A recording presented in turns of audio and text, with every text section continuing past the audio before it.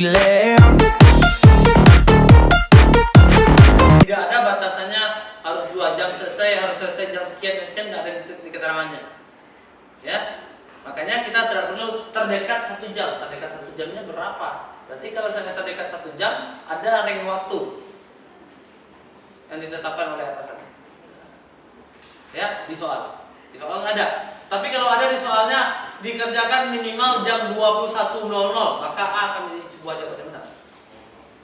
Jadi kalau ada batasan waktunya. Ada waktunya ditentukan oleh atasan, itu bisa kita Bisa. ya. Oke. 80. Anda menganggap berbohong kepada atasan sebagai ini sikap ini.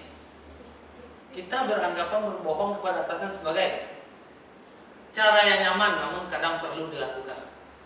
Berbohong demi kebaikan. Ya, berbohong itu udah pasti negatif. Tidak dijadikan sebuah tanda cara yang nyaman. Cara yang tidak nyaman, namun kadang perlu dilakukan. Kadang perlu dilakukan, berarti mendukung. Ya, bolehlah sedikit berbohong untuk menyelamatkan karir Anda. Ya, sedikit. Ya, kadang sedikit. Tidak mungkin karena Anda selalu mencoba untuk menghindari situasi yang membuat Anda berbohong. Ya, kalau saya khawatir, maka saya bekerja menghindari agar tidak berbohong kepada atasan. Oke? Jika atasan menunjukkan Anda, maka Anda akan sedikit berbohong. Berarti berbohong karena ada tekanan. Pikirkan, banyak dari orang lain juga berbohong kepada atasannya, jadi sah-sah saja. Nah, di sini kita diminta untuk bersikap, ya, kita memberikan reaksi terhadap sikap berbohong tersebut. Menurut Bapak Ibu, berbohong itu seperti apa? Kepada atasan lagi, ya, tidak mungkin dilakukan karena saya selalu mencoba untuk menghindari situasi yang membuat saya berbohong. Artinya, Bapak Ibu bekerja sebagaimana rule-nya menghindari agar tidak terjadi berbohong kepada atasan. Ya. Dan di sini Bapak Ibu memberikan sebuah aksi positif. Kalau seandainya terjadi yang memungkinkan untuk berbohong, komunikasi. Menyampaikannya kepada atasan. Berarti ada reasoning positifnya di sana. Ya, maka poin tertingginya di sini ditaruh di poin C. Di poin B kenapa bisa 4? Bolehlah sedikit berbohong untuk menyelamatkan karir. Kok bisa 4 di sana? Kira-kira. Ya kan? Berbohong itu udah negatif. Ya kan? Otomatis untuk menghadapi sikap negatif kita memberikan reaksi positif. Ya, maka poin C yang lebih positif. Ya kan, yang lainnya reaksinya pun negatif. Oke, coba 81. Ketika Anda menjadi atasan di suatu bidang pekerjaan dan bawahan Anda ingin bertemu, apa yang akan Anda lakukan? Nah, ya kan? Menjadi atasan dan bawahan ingin bertemu. Itu clue utamanya. Nah, langsung mengiyakan walaupun itu hal yang tidak penting. Ya, berarti ada reasoning tidak pentingnya. Ya, berarti kita ada berdalih kan itu. Hindari negatif. Menyediakan waktu untuknya dan membuat perjanjian jika sedang sibuk. Ya. Reaksi positif dan reasoningnya positif. Saya bisa kalau tidak sibuk. Nah, menyempatkan waktu walaupun sedang sibuk. Berarti memaksakan. Negatif. Berpikir terlebih dahulu dan menolak jika tidak penting. Ya, kata-kata penting atau tidaknya itu tidak bisa kita jadikan reasoning ketika atasan dan bawahan. Ya kan? Karena di sana tidak dibunyikan penting atau tidaknya. Ya, tapi atasan dan bawahan. Kita paham hubungan atasan dan bawahan seperti apa. Ya, yang pasti ketika bawahan ingin bertemu pasti penting. Gak mungkin gak penting. Ya. Nah, menundanya untuk tidak bisa bertemu sekarang itu negatif. Ya, kenapa? Karena sifatnya kesegeraan, kekinian, reaksi positif. Ya, maka poin P yang ideal, menyediakan waktu untuknya dan membuat perjanjian jika sedang sibuk. Menyediakan waktu sekarang kalau seandainya tidak sibuk dan membuat janji kalau seandainya sedang sibuk. Kekiniannya, kesegeraannya. Ya. Kemudian poin nomor, coba lebih atas lagi, 85. Ini saya random aja. Selama ini teman dan keluarga saya menilai saya sebagai orang diam. Ya. Nih, Prosedur ya Pak ya, yang diutamakan ya. Iya. Prosedur, hukum ya Pak. Kemarin yang Bu. ya, ini kan berkaitan dengan posisi Bapak Ibu. Bukan dengan pribadi inti, tidak. Ya, taat pada aturan prosedur yang berlaku. Ya. Nah, teman dan keluarga menilai saya, nilai feel ini, ya, mampu memahami kebutuhan orang lain. Tahu dari mana? Ya, mudah menyesuaikan diri dengan situasi yang baru. Boleh? Mudah berkonsentrasi pada penyelesaian tugas. Sikap. Mampu mengkomunikasikan ide-ide yang saya miliki. Ya kan? Nah, mana yang merupakan sebuah penilaian yang berkaitan dengan ya ketentuan-ketentuan, unsur-unsur, prosedur dengan posisi Bapak Ibu sekarang di bekerja. Maka jadi poin A. Ya, ada anggapan bahwa Bapak Ibu taat pada aturan dan prosedur yang berlaku. Nah, selanjutnya 86. Salah satu perilaku berikut ini sesuai dengan diri saya, yaitu ini kalau seandainya Bapak Ibu mengandalkan feel, mengandalkan rasa, ini Bapak Ibu akan menjawab tentang saya hari ini tuh. Ya, oh mudah tersenyum kepada teman dekat, ya. Saya mudah tersenyum kepada orang dekat. Kemudian tidak duduk di tempat orang yang berkebutuhan khusus, itu sikap. Ya. Kemudian tidak bergaul dengan orang yang memiliki derajat dengan saya, itu sikap. Ya, negatif itu. Ya, menghindari kerja bersama orang yang membenci perilaku saya, itu negatif itu. Sikap. Dan memberikan tempat duduk kepada seorang ibu dalam bus yang penuh. Ya.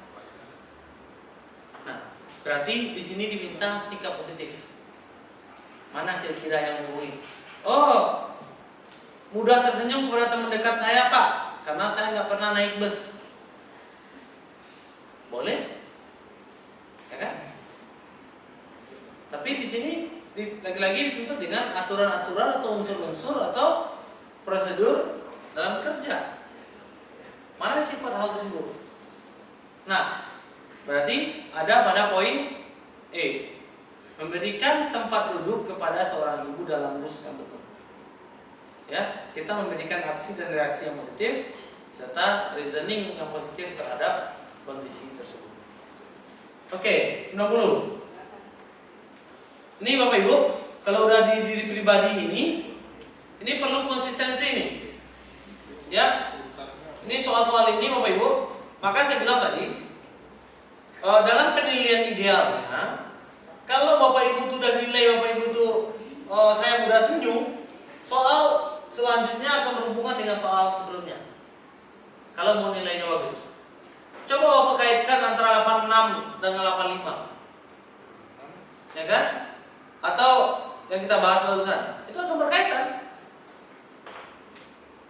Ya. Nah, ini kita dibutuhkan kehati-hatian dalam menjawab itu. Makanya nggak perlu juga harus 85 semua, dapat poin 5 semua, enggak kok. Ya. Karena standarisasi penilaian itu kan berbeda. Tapi Tapi poin ideal adalah poin 5 di sini. Ya. Nah, nomor 90. Dalam menghadapi era kemajuan teknologi di TIK ini yang berjalan cepat, menurut Anda adalah di TIK ini aspek TIK. Ya. Coba lihat di aspek TIK tadi apa yang perlu diperkuat. Bagaimana Bapak Ibu paham dengan perkembangan teknologi tersebut? Bapak Ibu bisa masuk dalam perkembangan teknologi tersebut. Ya, maka dalam menghadapi era kemajuan teknologi yang begitu cepat, menurut Anda adalah, ya, berarti menurut saya seperti apa yang idealnya saya? Ya kan? Berusaha menguasai teknologi dengan baik, oke?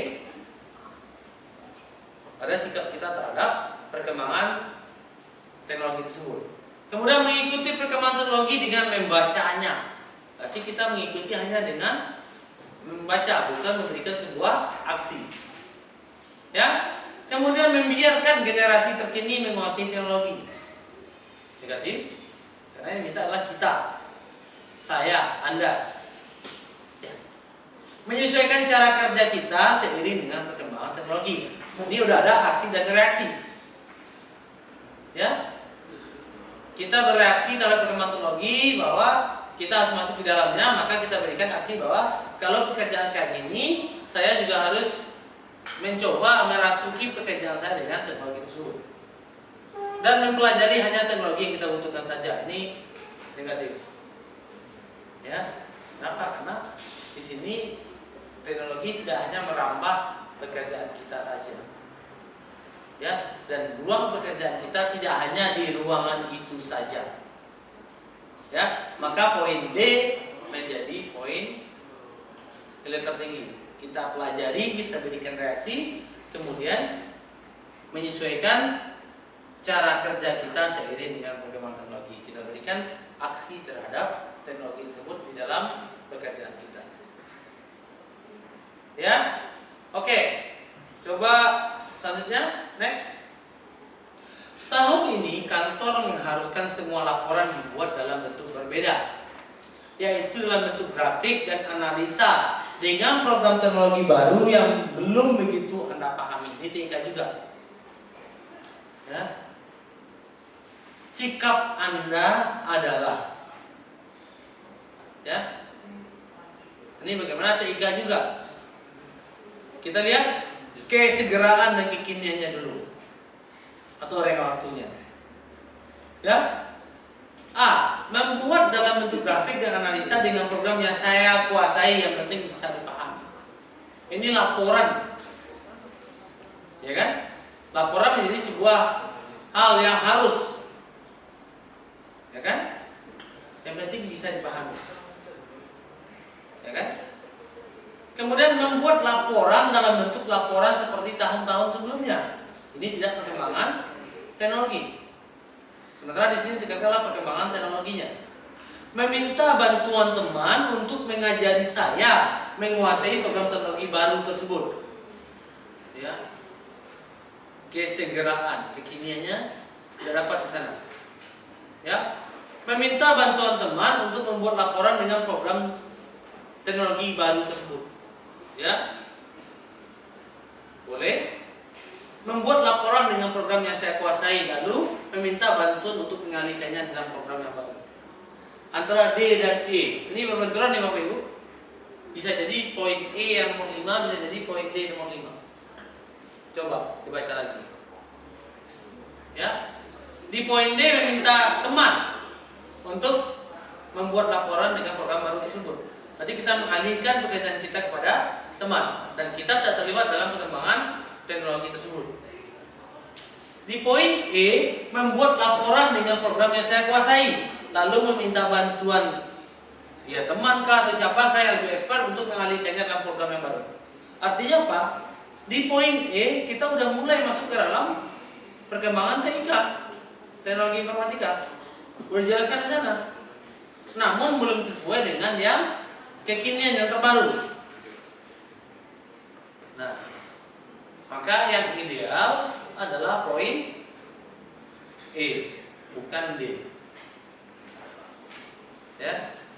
Karena di sana udah ada aksi dan reaksinya, di mana kita bekerja dulu dengan teknologi yang kita pahami, baru kita integrasikan dengan teknologi yang baru. Sementara di D dia tidak menekankan, dia melakukan tugas tersebut dengan perkembangan teknologi. Tidak ada aksinya. Ya. Oke, coba lihat 92. Kita sampai jam berapa, Pak?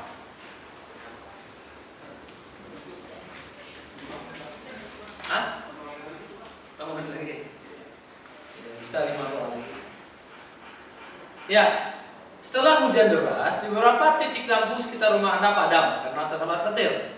Hal ini cukup mengganggu aktivitas warga sekitar di malam hari. Sebagai seorang yang tidak terlalu memahami tentang kelistrikan, sikap Anda adalah, ya. Nah, di sini kita orang yang tidak tahu dengan kelistrikan.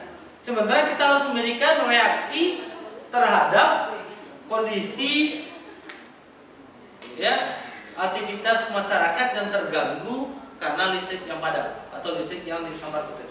Apa yang kita lakukan? Berusaha memperbaiki sendiri semaksimal yang saya bisa. Gak bisa. Kenapa? Karena di sini kita tidak paham dengan listrik. Nanti kita akan memberikan hasil berbahaya kepada orang lain, kan? Negatif. Memanggil tukang listrik untuk memperbaiki kerusakan. Boleh. Ini solusi positif. Ya. Kemudian melaporkan kepada kepala RT dan meminta pertimbangan solusi. Oke? Ya. Cuman kita paham layanan publik, PLN, kebakaran, PDAM dan sebagainya, kita minta untuk langsung menghubungi call centernya. Ya kan? Kita paham akan kondisi tersebut. Nah, kemudian membiarkan saja. Nih, negatif. Ya. Saya ketika ujian, ketika tes, kalau udah ada yang negatif seperti itu, saya nggak baca lagi soal belakang. Ya, membiarkan saja sampai masalah tersebut teratasi dengan sendirinya. Ya, kemudian yang E, mengajak warga sekitar untuk bersama-sama memperbaikinya. Ya kan? Dalam anggapan bahwa saya boleh tidak mengerti, tapi jangan-jangan warga di sekitar saya ini ada yang paham dengan kelistrikan, maka diajaklah warga untuk bekerja sama. Ini masuk kepada teamwork. Ya kan? Maka poin E dan B itu memungkinkan sebuah solusi yang positif terhadap kondisi yang terjadi. Ya, karena kan kekinian kesegeraan. Kalau lapor ketua RT, ya solusi ketua RT nanti palingan juga lapor ke PLN. Ya kan? Terjadi kerja berulang-ulang. Oke, maka E 93. Kantor mengharuskan seluruh pegawai untuk melakukan laporan secara langsung melalui web kantor. Ini TIK, web kantor. Sementara Anda terbiasa membuat laporan menggunakan laporan manual. Sikap Anda adalah, kita masuk kepada perkembangan teknologi. Ya, kantor sudah menggunakan teknologi terbaru. Sikap saya tetap membuat laporan secara manual. Kita ikut aturan? Tidak. Di drop. Negatif. Meminta teman untuk membuat laporan melalui web. Yang diminta di sini adalah sikap saya. Ya. Kemudian meminta kebijakan atasan untuk tetap dapat membuat laporan secara manual. Oke, komunikasi. Ya, boleh. Kemudian berhenti membuat laporan karena merasa tidak mampu. Ini sangat tidak, ya kan? Ya, kita sebagai bawahan, sebagai pekerja, pastinya kita harus membuat laporan. Kemudian belajar untuk membuat laporan secara langsung dengan web. Nah, berarti ketika kita tidak paham dengan perkembangan TI, kita mencoba masuk ke dalam perkembangan teknologi informasi tersebut dengan kita belajar. Ini prosedur. Ya, meminta teman itu boleh, meminta kebijakan atasan komunikasi itu boleh, tapi yang lebih ideal di sini kita belajar dulu bagaimana cara membuat laporan langsung di web tersebut. Ya. Toh kalau saat ini kita minta kebijakan dari atasan juga nanti kita akan diminta belajar lagi. Ya, yang belajari apa? Yang udah tulis itu yang disuruh masukin ke web langsung lagi. Kerja berulang-ulang. Ya. Nah, next. Coba lanjut. Lanjut. Lanjut. Oke, next. 100-an. 102 Pak, aneh Pak. Oke. Coba 102. Oh, coba lihat di atasnya.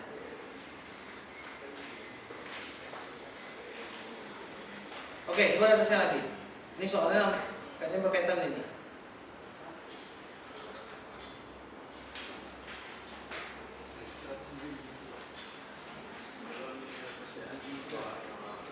Anda mengikuti tes.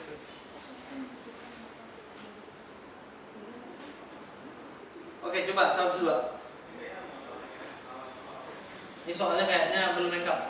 Iya betul. 102. Ya, karena di 101, makanya Bapak Ibu saya bilang itu akan berkaitan. 101 kan di sini dia menjelaskan bahwa dalam mengerjakan tugas kelompok Anda biasanya, ya kan? Kemudian dia kaitkan dalam menyelesaikan pekerjaan bagaimana, ya kan? Ini soal-soal seperti ini akan ada. Berarti kita lihat ke soal sebelumnya, ya, ke soal 101. Dalam mengerjakan tugas kelompok Anda biasanya, kemudian bagaimana dalam menyelesaikan pekerjaan, ya. Tapi ini kayaknya soalnya memang tidak utuh.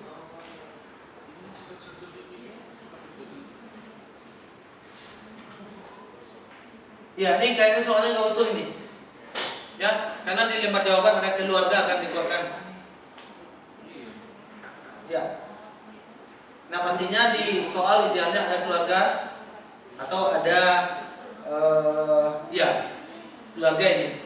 Ini bisa jadi soalnya itu nanti Anda misalnya anak kita lagi sakit sementara kita diminta untuk tugas keluar kota. Sikap Anda adalah bagaimana sikap Anda? Seperti itu biasanya soalnya berkaitan dengan keluarga ini. Sebenarnya pembahasan minggu lalu Pak kalau nggak salah itu ada seperti ini, tapi jawabannya aja. Cuman jawabannya waktu minggu lalu itu kalau nggak salah yang paling tinggi nilainya, yang meninggalkan keluarga saya. Enggak. Iya, yang Baimbar, yang soalnya Baimbar. Iya. Iya, memang soal itu kayak gitu, Pak. Jadi tiap bidang soal itu konsep yang buat soal itu sama. Iya. Sama pasti. Kalau seandainya di soal itu ada bayi kembar lagi sakit misalnya, atau istrinya baru lahiran 2 hari butuh dia sementara dia ditugaskan, atau dia ditugaskan tiba-tiba istrinya sakit sementara anaknya masih kecil-kecil, itu akan soalnya kayak gitu juga. Jawabannya seperti ini. Tapi ini kan Ya. jawabannya yang B. Ya, Pak. Cuma ternyata ada juga di soal yang satunya itu 102 juga itu soalnya sama, tapi bukan versi lebih lengkapnya. Ini soal satu lagi. Satu lagi. Saya coba lihat soal sebelumnya, soal yang kita bahas tadi pagi. Nah, ini. Iya benar ini. Jawabannya Sama 102 ya. Nah, makanya 2. ini soal jebakan ini. Lurus lah Pak. Tapi biasanya nih, di sini kan dia jelaskan ya, Pak ya. Anda ditawari pekerjaan lembaga studi provinsi lain saat ini Anda baru saja dikenai bayi kembar yang masih membutuhkan perhatian Anda, sikap Anda adalah. Nah, artinya sama dengan soal sebelumnya itu. Ya, bisa jadi gambaran soalnya bahwa kita mendapatkan pekerjaan atau mendapatkan sebuah reward, ya, yang menuntut kita harus meninggalkan keluarga, ya, atau menuntut kita, ya, secara profesional melakukan itu dan mengabaikan yang di rumah atau yang penting di rumah juga, yang lebih penting lagi di rumah, gitu, ya, ya. Di sini kan dijelaskan bahwa kita ditawarkan, ini kan kita bersikap ini, kita ditawari, ya kan?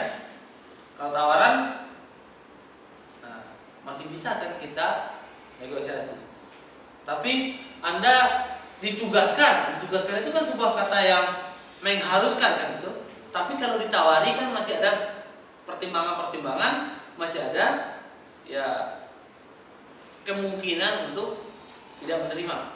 Tapi kalau Anda ditugaskan bekerja di provinsi lain, saat ini Anda memiliki bayi kembar. Ini kan soal seperti ini kan muncul.